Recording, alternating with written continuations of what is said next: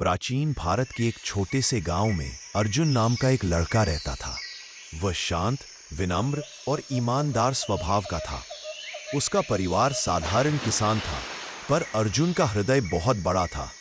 वह हर सुबह सूर्योदय से पहले उठकर खेतों में अपने पिता का हाथ बटाता और फिर मंदिर जाकर भगवान विष्णु की मूर्ति के सामने दीपक जलाता, जैसा उसकी मां ने उसे बचपन से सिखाया था।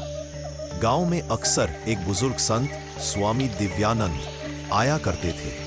वे गांव वालों को धर्म, सत्य और करुणा का पाठ पढ़ाते थे। अर्जुन बड़े मन से उनके प्रवचन सुना करता। एक दिन संत ने कहा, सत्य की शक्ति ऐसी है कि अंधकार भी उसके सामने टिक नहीं सकता।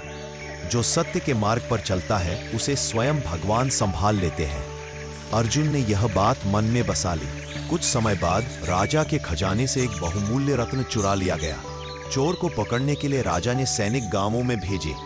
उसी दौरान अर्जुन खेतों की ओर जा रहा था, जब उसे रास्ते में एक छोटा सा चमकीला पोटली मिली। खोलकर देखा तो उसमें वही चमकता रत्न था जिसकी चर्चा पूरे राज्य में थी। अर्जुन के मन में दुविधा हुई। लोग मुझ पर ही आरोप लगा सकते हैं और अगर इसे छिपा लूं तो मैं गलत रास्ते पर चल पड़ूंगा। लेकिन मां के शब्द और संत की शिक्षा उसे याद आई, सत्य कभी नुकसान नहीं करता। अर्जुन ने निश्चय किया कि रत्न महल में जाकर स्वयं राजा को सौंप देगा। महल पहुंचे ही थे कि सैनिकों ने उसे पकड़ लिया। राजा ने कठोर आवाज में पूछा, रत्न तुम्हारे पास कैसे आया? अर्जुन ने बिना घबराए सारी बात सच सच बता दी। राजा उसकी आंखों में सच्चाई देख सकता था। कुछ क्षण शांत रहने के बाद राजा बोले, तुम्हारी ईमानदारी बहुत दुर्लभ है। जिसने ये रत्न चुराया था वह तो भागा फिर रहा है, पर तुमने बिना डराए इसे लौटाकर महानता दिखाई है। राजा ने अर्जुन को पुरस्कार देने की घोषणा की।